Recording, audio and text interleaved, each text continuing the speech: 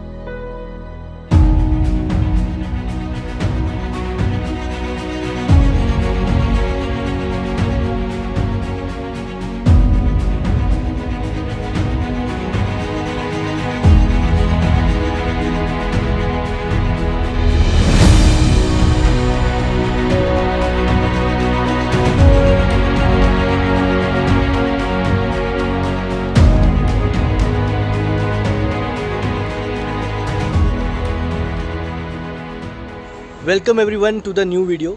Today we are here at Deria. It is a place just 4 to 5 kilometer away from Punch, and the place is called Bikram साहब की देरिया. सो बिक्रम साहब की देरिया इसको क्यों बोला जाता है, इसके पीछे क्या सिग्निफिकेंस है, क्या इंपॉर्टेंस है, we will be knowing in this video. So keep watching. दोस्तों, Poonch the city of saints एक ऐसी जगह है जहाँ पर भारतीय सेना के वीर सैनिकों ने अपनी वीरता और सामर्थ्य से कई वीर गाथाएं रची और कुछ देश के लिए सीमा पर खुद को न्यौछावर कर दिया. ऐसी ही एक घटना आज मैं आपको बताने जा रहा हूँ, जो आज से 57 साल पहले पुंछ की देरिया नामक स्थान पर हुआ. इस इंसिडेंट ने देश को दुख और सदमे में तो डाला, बल्कि आर्म फोर्सेस में एक ऐसा प्रोटोकॉल चेंज आया जो आज तक चल रहा है. 22 नवंबर 1963 में जब यूएस के प्रेसिडेंट जॉन एफ कैनेडी का असैसिनेशन हुआ, वर्ल्ड को उस इंसिडेंट ने शॉक किया.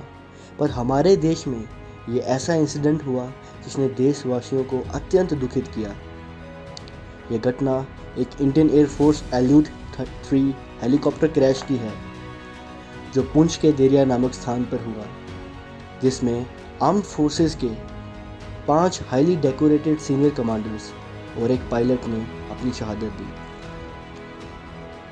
They were Lieutenant General Daulat Singh, who was the General Officer commanding Western Command, Lieutenant General Bikram Singh, who was the General Officer commanding 15 Corps, Air Vice Marshal Erlich Wilmot Pinto, who was the Air Officer commanding of Western Command, Major General Dheeraj Lal Nanavati, Military Cross, who was the General Officer commanding of 25th Infantry, Brigadier S.R. Oberoi, Military Cross, who was the commander of the 93rd Infantry Brigade, that is the Punch Brigade, Flight Lieutenant S.S. Sodhi, who was maneuvering the Alu 3 helicopter.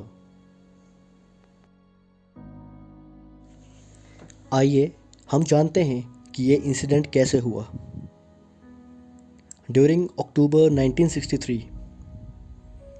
the electricity and the water supply of the Poonch city was coming from a channel that was named Badar Nala. But इसका source जो था headwork वो POK में था and Pakistan had blown it up, जिसकी वजह से पुंछ में electricity और water supply नहीं था. So in order to restore it, army engineers had made a new headwork, and on 21st November 1963 the headwork was restored. So for this purpose a reconnaissance mission was planned, जिसमें सभी generals एकत्रित हुए और उन्होंने एक inspection plan किया for the new headwork as well as 2 outposts.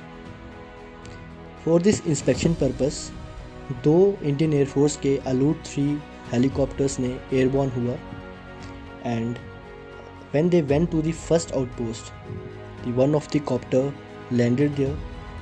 Since the post was very small and due to copter there was lot of dust. Pilot SS Sodhi reported that it is not possible for him to land the second Alu-3 copter over there. So the Air Vice Marshal Pinto had ordered SS Sodhi to take the chopper to the second outpost and wait there. By following the command, SS Sodhi took the copter and airborne and moved 15 miles away from the first outpost. It was just 3 minutes after they got airborne, the copter collided with the telegraph cables. The pilot lost the control and the helicopter crashed at the riverbed.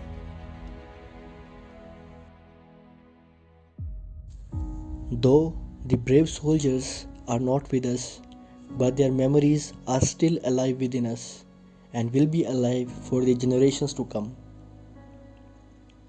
हमारे पुंछ के लिए शहादत देने वाले इन्हीं वीर officers को श्रद्धांजलि देने के लिए पुंछ में एक मेमोरियल बनाया गया कि पुंछ का हर एक वासी याद रखे कि हमारे बेहतर कल के लिए आर्म्ड फोर्सेस ने अपना आज दिया। हम इसे बिक्रम साहब की देरियाँ इसलिए कहते हैं क्योंकि lieutenant general Bikram Singh Jammu and Kashmir और लद्दाख के लोगों से बहुत ज़्यादा प्यार करते थे एंड लोगों को भी उनसे बहुत ज़्यादा प्यार था। उनकी तस्वीर आज भी जम्मू एंड कश्मीर और लद्दाख के लोगों के घर पे उपस्थित है एंड उन्हें हीरो ऑफ लद्दाख भी कहा जाता है। लेफ्टिनेंट जनरल बिक्रम सिंह जी को सम्मान देने के लिए हमारे जम्मू में जो बिक्रम चौक है वो इन्हीं के नाम पर नियमित किया गया है एंड दो ऐसी कमेटियाँ जो इनके नाम को आज भी अलाइव रखती हैं वो हैं lieutenant general Bikram Singh society at Kama village जो कि इनका होम विलेज था and lieutenant general Bikram Singh यादगार society that is in Jammu.